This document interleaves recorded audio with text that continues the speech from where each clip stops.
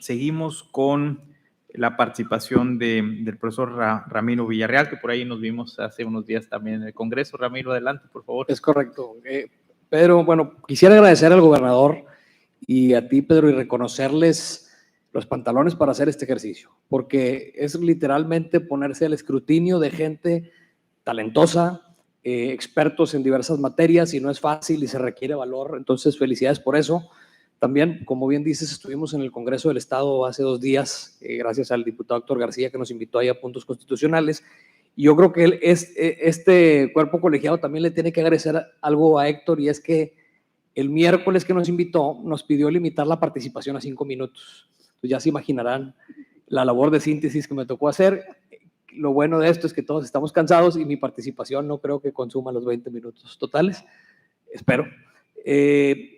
Y una previa disculpa, y es, como decía Borges, quizás haya enemigos de mis opiniones, pero yo mismo, si espero un poco, puedo ser también enemigo de mis propias opiniones. Entonces, de eso se trata este ejercicio. Yo he estado escuchando muchas exposiciones, en particular, hubo 2 ahí que tomé muchos puntos, la de Rafael Estrada y la de Alonso Cavazos. Tomé algunas notas, me parecieron muy interesantes, las de todos, pero de esas 2 anoté algún par de cosas. Y pues bueno, de eso se trata este ejercicio. Yo creo que ustedes, Pedro, como cuerpo de acompañamiento, el gobernador y ahora el Congreso, que tiene que dictaminar en una comisión para luego pasar a pleno, tiene que escuchar todo esto para después determinar si va a cambiar de opinión o no en algunas cosas. Entonces, y además de las frases, me gustan las anécdotas. El fundador de mi despacho, Luis Santos, aún vive, tiene 100 años, acaba de cumplir la semana pasada, y yo le pregunté cómo era don Eduardo Elizondo, que fue gobernador de este estado y además fundador también de mi despacho, a quien no conocí, lastimosamente no me tocó conocerlo. Y él me dijo el cumplido más bonito que yo he escuchado de un abogado a otro. Me dijo, don Eduardo tenía la mente más sintética que he conocido. Y yo le pregunté a qué se refería con sintética. Y él me dijo, lo que tú y yo podemos decir en 20 palabras, don Eduardo lo decía en 10, con la misma precisión y profundidad. Era impresionante su capacidad de sintetizar ideas y expresarlas de una manera muy puntual. Entonces, dicho eso, yo los invito, Pedro, y obviamente ya está más en manos de los diputados que de ustedes, pero ya se los dije a ellos también. Lo primero que tenemos que hacer es sintetizar esta Constitución. Es demasiado texto. Y el que mucho habla, mucho se equivoca. Para ello podemos voltear a ver a la Federación, ahí se habla todas las mañanas y se equivocan casi todas las mañanas. Entonces, yo les pediría que ese sea el primer ejercicio. No voy a decir todo lo que se tiene que eliminar, muchos ya lo han dicho. Alonso por aquí dijo, no hagamos copy-paste de la federal, en la parte dogmática, coincido. Muchas cosas se pueden sintetizar. Entonces, y como bien dice mi maestro Michael, que admiro y aprecio, él decía en su clase de constitucional en la Autónoma, la Constitución es un pacto de mínimos, porque son los mínimos en los que toda la sociedad estamos de acuerdo. Entonces, pero también, como dicen algunos autores italianos, tenemos de repente diarrea legislatoria y queremos todo ponerlo en ley positiva para creer que está cubierto. Y no necesariamente es así. Tenemos interpretaciones, tenemos jurisprudencias nacionales, internacionales, demás, ¿no? Entonces, mi primer petición a ustedes no es una propuesta de texto. Mi primer petición es que le den una buena leída, que vean todo lo que es letra muerta, que vean cosas que de repente se contradicen y generan ahí unas dicotomías irreconciliables, y que empecemos a cribar. Se los pido como usuario del derecho, se los suplico, porque luego eso genera dificultades para ejercer, ¿no? Ese es el tema inicial. Ahora voy a pasar a unas propuestas muy breves que están en la pantalla. Voy a tratar de ser muy rápido.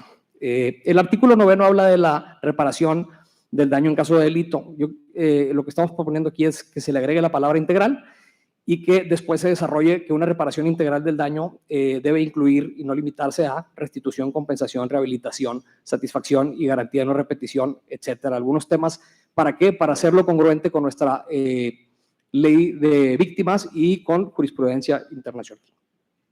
El artículo 13, que lo heredamos de la Constitución Federal, que por cierto me di a la tarea de investigar de qué fecha era ese texto y data de 1917, dice que ningún juicio criminal puede tener más de 3 instancias. Me llamó la atención, le pregunté a varios amigos míos penalistas, ¿por qué 3 instancias? Incluso llegué a dudar y dije, el juez de control es otra instancia y todo el mundo me decía, no, no es el caso. Entonces, ¿por qué 3 instancias?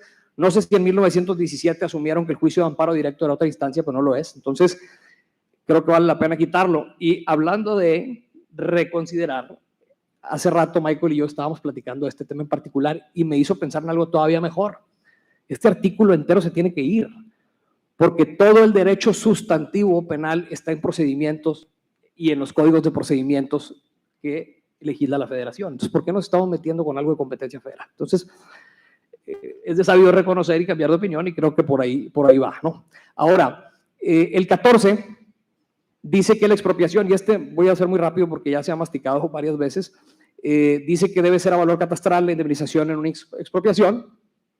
Hay jurisprudencia al respecto, creo que debe ser comercial. El texto propuesto es justo valor comercial de la cosa expropiada, el cual deberá ser determinado de acuerdo a los mecanismos dispuestos por la ley de la materia y bajo ninguna circunstancia podrá ser inferior al valor fiscal o, en su caso, que figure en oficinas catastrales o recaudatorias. Creo que ahí podemos ser más protectivos del derecho y les decía en el Congreso, podrá haber el contraargumento de que le damos tarea al Estado de tener que ir a una pericial tal vez, pero lo mismo sucede. Vean la ley de administración financiera. Cuando el Estado vende, ahí sí, hasta pública moneda hay, no nada más una evaluación comercial. Entonces, creo yo que debemos ser parejos y respetar además los criterios. El siguiente es el párrafo respectivo, el que dice en el marco de la ley. No sé si alguien está adelantando esto o los tengo perdidos, y si sí, discúlpenme. ¿Ya se ve? Aquí está. Este fue el que más me impresionó. Y me llevó a hacer una investigación un poco más profunda. En el marco de la Ley General de Asentamientos Humanos, Ordenamiento Territorial y Desarrollo Urbano, una ley del Congreso, establecerá la extensión máxima de terreno de que pueda ser dueño un individuo o sociedad e indicará la forma y términos en que habrá de fraccionar la excedente. La misma ley determinará el modo de disolver las comunidades y organizará el patrimonio de la familia. Este artículo se tiene que ir. A ver, yo les decía a los diputados, y pido perdón, pero lo tengo que decir, la persona que puso que la ley de asentamientos humanos tenía que determinar esto no ha leído la ley de asentamientos humanos, no sabe de qué se trata, cuál es el espíritu o la ratio legis de ese cuerpo normativo. Este tema lo estamos heredando del 27 constitucional, que habla sobre la eliminación de latifundios, y eso trataba de combatir otra cosa que no tiene nada que ver con esto y generar la pequeña propiedad agrícola y demás, pero no lo pongamos en un texto que regula la propiedad privada, la propiedad civil, que además proyecta algo muy malo al exterior, a la inversión extranjera, a nosotros como ciudadanos. Entonces, creo yo que este párrafo se tiene que ir completito. Incluso la Constitución Federal se debería actualizar en ese rubro. Les decía en el Congreso, ¿cómo vamos a determinar qué está bien o qué está mal? Realmente sin violar derechos humanos. ¿Extensión? ¿Valor catastral? ¿Valor comercial? ¿Cómo lo vamos a hacer? Porque si es por extensión, yo los invito a ver cuánto cuesta un rancho en Anáhuac de 500 hectáreas y cuánto cuesta un terreno industrial en Apodaca de 1 hectárea. Y casi les podría apostar que vale bastante más la hectárea industrial en Apodaca que las 500 hectáreas de Agostadero en Anáhuac. Entonces, nada más entendamos qué queremos para tener legislación moderna y que nos dé certeza jurídica a la propiedad privada, que es clave. Luego dice disolver comunidades, pues, tampoco tiene nada que ver con la ley de asentamientos humanos. Se verá en la ley agraria o en algún otro tipo de legislación. Y finalmente dice organizará el patrimonio de familia. Tampoco es materia de esa ley. ¿Okay? Entonces, ojalá y se pueda eliminar ese párrafo. Luego dice ese mismo artículo al final, se requerirá decreto del Congreso cuando el Estado comprometa por un término mayor a 5 años el libre uso de sus bienes inmuebles. Creo que la ratio legis de esto es que un gobernador no complique al siguiente. Asumo, habría que verlo y los diputados tendrán más tiempo para ver eso. Pero si ese es el caso, entonces tenemos que cambiar y en vez de decir mayor a 5 años, debemos de decir superior al periodo de su administración. Porque bien un gobernador en el año 5 o 6 pudiera comprometer por otros 5 y eso ya le genera una merma a la siguiente administración. Entonces eso también es algo a considerar. Y el 18, aquí no propongo ningún tipo de cambio, solamente lo resalto en amarillo para que lo vean y se piense presupuestalmente, pero dice que el Estado realizará todas las acciones necesarias orientadas a lograr el derecho a una vida digna de las personas adultas mayores y promoverá su bienestar mediante un sistema de servicio social con la participación de la comunidad neolonesa que atienda sus problemas específicos en materia de salud. Me llamó mucho la atención ese texto. No sé si estemos invadiendo una esfera competencial. Y, híjole, entonces sí me voy a comer los 20 minutos. Ya vi por allá la tarjeta amarilla. En materia de salud, ¿tenemos capacidad económica para eso? ¿Qué va a pasar cuando una persona de la tercera edad nos presente un amparo indirecto para decir que necesita que el Estado de Nuevo León le dé salud? Aguas con eso. Pero bueno, ya ni la federación, si no estás dado de alta en el IMSS, tiene el Seguro Popular, tenemos algo que es el Seguro del Bienestar o algo así que ya no funciona. Entonces, aguas. En el tema de control de constitucionalidad, no voy rápido, creo yo que aquí tenemos una línea muy delgada entre la competencia federal y la estatal. Se creó esta figura, estuve buscando la iniciativa y creo que la más importante que encontré en esta materia fue en el 2007 por el gobernador Natividad González Parás, y luego no encontré el dictamen de todo esto, y hasta el 2014 se hace una ley reglamentaria del artículo 95 actual que habla sobre las controversias y acciones. La verdad es que hay algo que a mí me llamó mucho la atención y no se lo voy a proyectar, pero se lo voy a leer rápido. Esto es de la iniciativa. Dice, con el propósito de privilegiar el acceso a la jurisdicción constitucional local, en el artículo 24 del proyecto se establece que cuando en la demanda se hagan valer tanto violaciones a la Constitución federal como a la Constitución local, aquellas, la de la federal, se tengan por no puestas y se admita la demanda para lo local, porque se supone que este control de constitucionalidad no se puede meter con la Constitución federal, sino estrictamente con lo local. Y luego dicen en el siguiente párrafo de la iniciativa, palabras más, palabras menos, que cuando se enteren los miembros del Tribunal Superior, y esto además se fue a la ley reglamentaria 95, cuando se enteren los miembros del tribunal que hay la posibilidad de que la federación esté por resolver el mismo asunto y el Estado también, se ponga en pausa el asunto para ver qué dice la federación y ahora sí resolvemos de manera congruente. Me parece que nos estamos complicando de más con esto. Yo lo que propongo es en el siguiente, lo leo aquí rápidamente. La controversia constitucional local y la acción de inconstitucionalidad local no podrán versar, ya sea parcial o totalmente, de forma directa o indirecta, sobre contravenciones a la Constitución federal o los tratados internacionales, por lo cual, en caso de que un asunto tenga algún elemento de los antes referidos, deberá ser reencausado a la Suprema Corte de Justicia de la Nación para su exhaustivo conocimiento en términos de los artículos 104 y 105 constitucionales federales. El reencausamiento se dará sin prejuzgar sobre la procedencia de la acción, pero interrumpirá el término de su prescripción. Hay mucha jurisprudencia en materia electoral sobre reencausamiento y interrupción de la prescripción. En los transitorios, el tercero dice que los legisladores van a tener 6 meses para homologar el marco jurídico estatal. Me parece que es nada.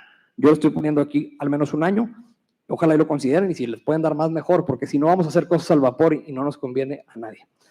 Cierro con voy a tratar de ser muy breve porque sí me terminé comiendo el tiempo. El cuarto constitucional, y esto es, me gustaría si pueden poner el texto por acá, ya se dejó de ver en la pantalla, pero el cuarto constitucional es una copia del primero federal.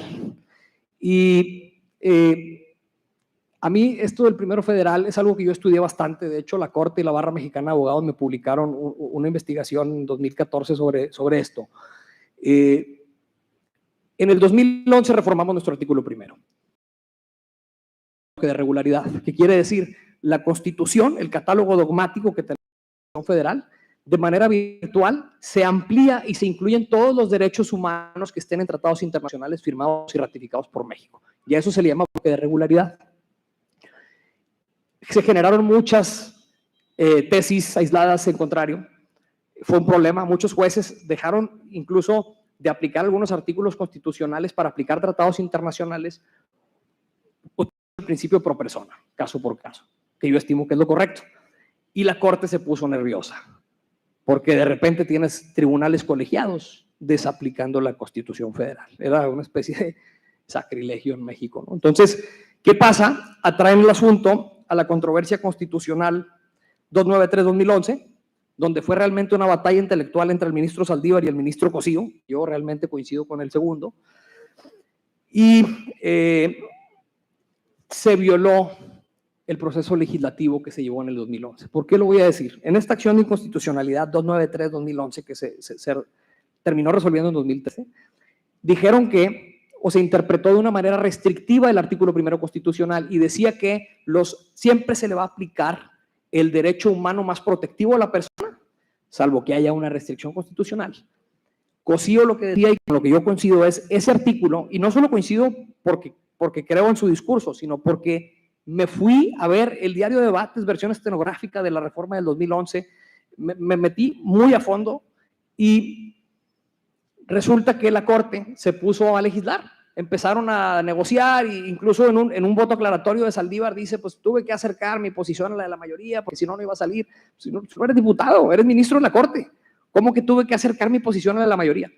Y Cosío lo que dice es, estamos violando lo que dijo el legislador. El legislador quería que hubiera un bloque de regularidad con igualdad de circunstancias en los derechos humanos independientemente de su fuente. ¿Okay? Entonces, ¿qué es lo que hace la Corte? Dice, pues no sé, pero los jueces no sé si están listos para decidir cuándo desaplicar la Constitución y cuándo no. Entonces, no nada más son las restricciones del 29.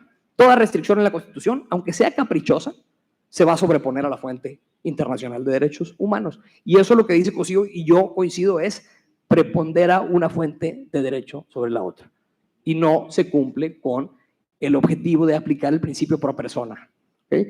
Incluso Cosío no lo dijo en su voto particular, pero cuando fui a Puebla a exponer la investigación frente a algunos ministros, les dije de un criterio, es una joya esta acción de inconstitucionalidad, se la recomiendo, 155-2007, resuelta en ponencia de Cosío, donde la Corte, bien interesante, se resolvió hasta el 2012, a pesar de que se entabló el 2007. La Corte desaplica la Constitución Federal, donde decía que los trabajos forzados se podían imponer por autoridades administrativas para aplicar el convenio 29 de la OIT.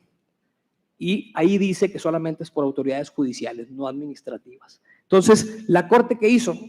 Gracias, artículo constitucional, pero tenemos un artículo internacional que es más protectivo de derechos humanos. Desaplico la Constitución Federal, que tiene una restricción, y aplico el convenio 29 de la OIT. Entonces, de que se puede, creo que debemos regresar a eso. Les presento, no se ve ahorita, les presento ahí un texto donde pareciera que contravenimos a la Constitución Federal, pero a mí me gustaría que se atrevieran los diputados para que se haga otro caso en la Suprema Corte y esto se vuelva a discutir. Y veamos la ratio legis de la reforma del 2011 y tratemos de regresar a lo que quisieron decir los legisladores y no lo que legisló la Corte en la acción de inconstitucionalidad desafortunada, a mi juicio, 293-2011. Con eso cierro, perdón, sí me comí el tiempo, pero gracias por estar aquí, ¿sabes? Estamos cansados todos y pues, que tengan una buena tarde. Muchas gracias.